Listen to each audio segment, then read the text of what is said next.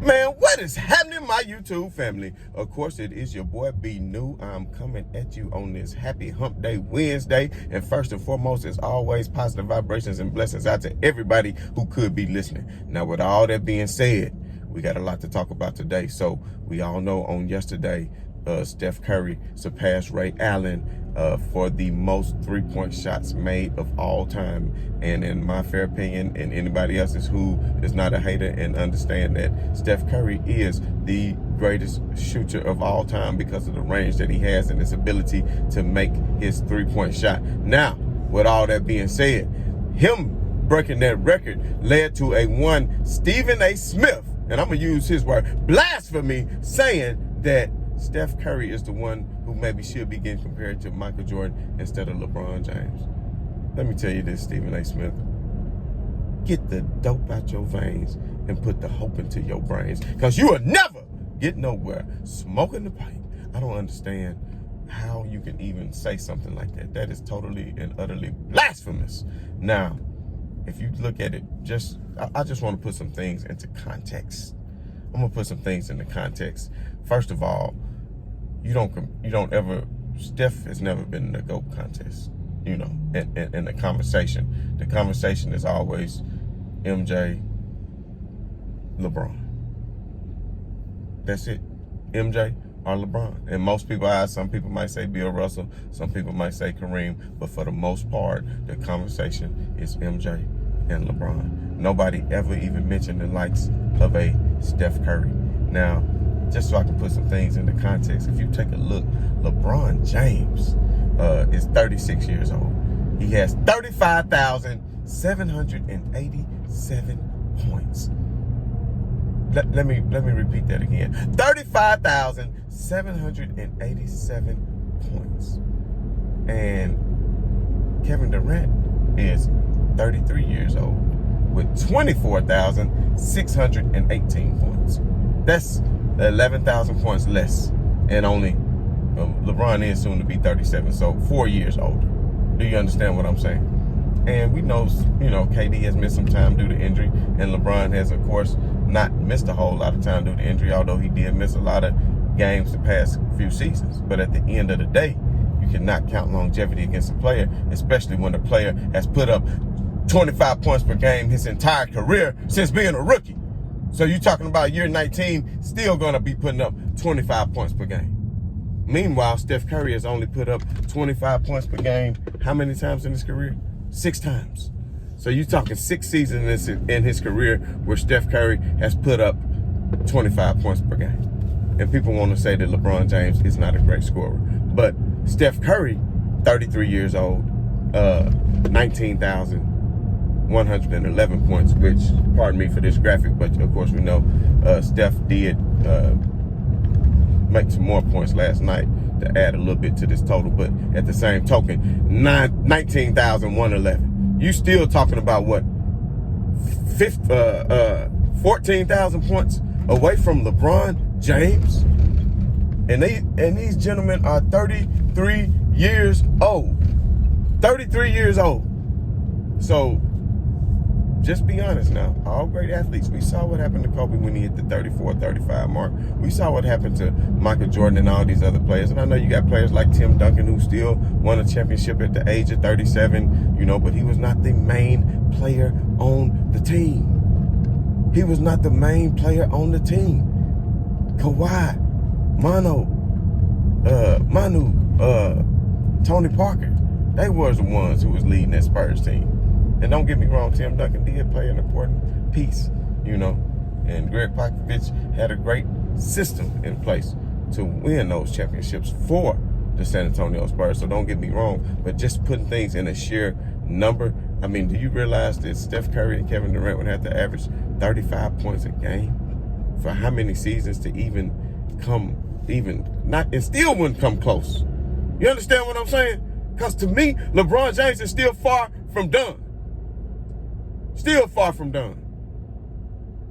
And people don't understand what context is. And dumb people will say, well, Steph has more championships than LeBron. Listen, man, it is a team sport. So let's just be honest. The first championship where Golden State beat Cleveland Kevin Love didn't even play the entire series. Kyrie Irving was injured in overtime of game 1 and did not return. And if I'm not mistaken, the Cavs still, even though they lost that first game, still end up winning the next 2 and went up 2-1 until ultimately, LeBron just couldn't carry that load on his own with the likes of a Matthew Dellavedova as his next best player. So smooth brain people and hater people, please, for 1 second, right now, this is what I want you to do. Just be honest with yourselves. If Michael Jordan was playing the Utah Jazz in the finals and Scottie Pippen and Dennis Rodman got hurt, that's his next best 2 players on the squad. Just like Kyrie Irving and Kevin Love did not play that finals. Just be honest. And we can use the first 3. If you take away, let's just say, Scottie Pippen and Horace Grant. You understand what I'm saying? Scottie Pippen and John Paxson. You see what I'm saying? Scottie Pippen and B.J. Armstrong. I don't care how you do it. If you take away his next best 2 players, is he going to win those series? People act like this man just won final series on his own. That's the part that really killed me. Nobody winning final series on their own, fam. Nobody's doing that. So you got to put things into context, you see. And then the next year they was up 3-1 when the Cavs was fully whole, and we know what happened. LeBron James, with the help of a Kyrie Irving who played phenomenal that series. Don't get it twisted, because I give props where props is due. I wish Kyrie, and LeBron would have stayed together, because who knows? Because that would have led to more championships. But of course, Kyrie departed. Kyrie was still in his prime, but of course, he just couldn't handle playing with somebody like LeBron James and all the dumbass questions the media were asking him, which if I was Kyrie, I would be irritated too, because Kyrie is great in his own right. But it was just not to be. And Kyrie left, and LeBron James still drug that team. You got people out here saying, well, Tatum's already a better small forward than LeBron James. He's a better shooter. He's better. Man, shut up. Shut it up. People got some real smooth brains. And if you take a look at what LeBron James is doing this season in year 19, look at what he's doing compared to Steph Curry right now. This season, LeBron James, 26 points per game. Steph Curry, 27 points per game. You understand what I'm saying? Both of them averaging 6 rebounds a game. Steph Curry, 5.6. LeBron James, 6 rebounds per game. You understand what I'm saying?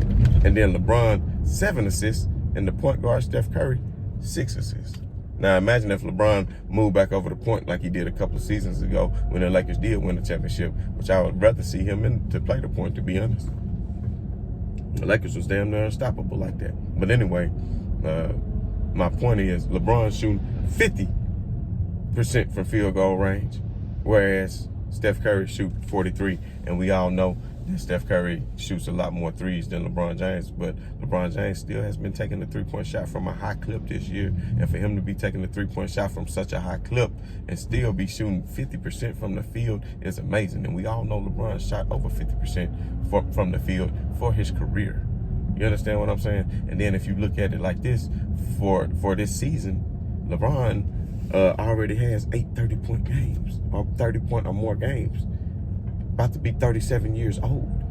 And this year, KD has had, 12? Because of, he put up the 50 the other night. Trae Young has 11. Tatum has 10. Giannis has 9. Curry has 9. And LeBron right there with 8. And LeBron James has missed half of the games. And still got 8 30-point games. And Steph Curry is the MVP of the league this year, is what they all say. And then Stephen A. Smith, well, the Lakers, they can't beat Golden State. They can't beat Golden State in the playoffs this year, and they can't beat Phoenix. Like, who made them so unstoppable? Didn't Golden State just lose to Philly the other day? Got smacked around. Didn't Phoenix beat Golden State earlier? I mean, they playing a lot of different teams throughout the course of the regular season, and you're going to beat up on a lot of different teams. But guess what? When you get in the playoffs, you got to play 3 teams to get to the finals, and those teams lock in on you defensively and make schemes for you. So regardless of Clay coming back or whatever it is, I still think this Laker team right now, fully whole and healthy, once they gel, it's still early. They cannot gel. Speaking of which, they got players in and out of the lineup. We know AD need been sore. I don't know if he'll be able to play today. We'll keep you updated on that throughout the day. But also, THT has entered health and safety protocols, as we knew. But then we come to find out late last night that so has Monk and Dwight Howard have entered this safety health protocol. So, I mean, we know the Bulls game was postponed the other day, but that was because so many players were in there that they were down to 8 players. And I want to say, double check me on this, but I want to say if you get down to 8 players, that's the minimum you can have. And if that's the case, they will postpone the game for you, because it makes it pretty hard on the team to only go. A lot of teams go 8 deep in the playoffs and things like that, but, you know, I don't know if this game would be postponed or not. It is a nationally televised game on ESPN tonight, a marquee matchup between Luka and LeBron James. If Anthony Davis makes himself available, depending on how sore his knee is, then we'll see. But the thing about it is Malik Monk traveled with the team, and he entered health and safety protocols. So if he traveled with the team, then I can imagine, well, shouldn't everybody be the health and safety protocols? But I guess maybe they all took a negative test. I mean, who knows what it, you know, it could mean so many different things. It could mean you came in contact. It could mean you got it. It could mean you had a false positive. It's just too many ways to think about it. But at the end of the day, the Lakers need to do what they need to do to go out and take care of business on tonight at Dallas. And LeBron James, even when he landed in Dallas last night, in time to see Steph Curry break the record, sent out a congratulatory tweet to one Steph Curry. And to just show you, the man ain't never been a hater. And going back to what I was saying about LeBron and Curry, it's no comparison. Steph Curry has never played defense. He's never been on an all-NBA defensive team like LeBron has. LeBron James has 4 MVPs, 4 finals MVPs. If I'm not mistaken, I don't think, does Steph have any finals MVPs? I know the first year he didn't get it. I know the next year they lost. I know the other times they gave it to KD. So I'm just saying, I mean, how can somebody who win these finals and wasn't even deemed by the media to be the best player during the finals for your team winning because LeBron James was playing that damn phenomenally that they almost gave it to him in a losing effort, which that hasn't been done in years, but it has been done years ago. But that was before you even received it right there. You know, you receive it later, like a week later, back in the old days. I can't remember, somebody tell me who it was who actually won the finals MVP on the losing team, because it's slipping my mind at this moment. Somebody put that down in the comments for me and trigger my memory. But you know, like I'm saying, y'all, it's no comparison. And I'm not just basing it all off points. And we seen even in big moments when Steph Curry tried to beat LeBron James off the dribble, LeBron James was even sticking to him. Now imagine in his prime, when he really had his defensive prowess going on. We know the block, LeBron James block on Steph Curry, and we know what Steph Curry, how he shrank in big moments, you know. And we know LeBron didn't play his best in the finals against Dallas. We understand that, but that was because a whole team schemed against him. I'm gonna do a whole nother video for that for y'all haters, because everybody wanna say JJ Barrera this. Man, shut the hell up. No JJ Barrera. Their team came with the whole plan schematically to stop one man. They didn't try to stop Bosh. They didn't try to stop Wade. It was LeBron they focused on, because they knew that's who they needed to stop if they were going to be able to win that series. So be smart, y'all. Be smart. Get off the dope. Now, there was one more thing that I really wanted to point out, and I know a lot of people think I'm crazy for this, but like Stephen A. say, well, Steph Curry, he changed the game. Golden State, they changed the game. Well, you could say that too, but what I wanted to say is, how do we know that they didn't take a page from the Miami Heat? Because, and I'm just telling y'all the truth now, this is the numbers. The Miami Heat, their first year with Bosh, they didn't do that. Bosh was still, you know, playing power forward alongside, who was them sorry-ass centers they had? I don't even remember. Joel Anthony, what was doing that? Y'all know what I'm talking about. Crap.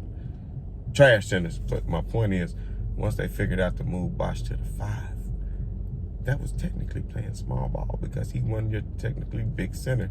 And Bosh got away from doing, when Toronto, he did a lot of step-in moves, you know, on the post, on that right side of that post. He just went to work. He didn't do a lot of that with the Heat, because they more spread out and they start shooting threes so much that Bosh even got pulled out from the center position to spread the floor to shoot threes so that LeBron and Dwight could have lanes to the basket. And ultimately, that's what made the Heat reign terror on the league. And it is a known fact that during that time, other teams start to copycat the Heat and play small ball and start shooting three-pointers at a higher rate. Now tell me if I'm lying. Do I become your enemy because I tell you the truth? But man, that's a conversation for another day. I got things to do, man. But as always, we're going to enjoy the game tonight. Right on to the real and much love to the haters. I'm out.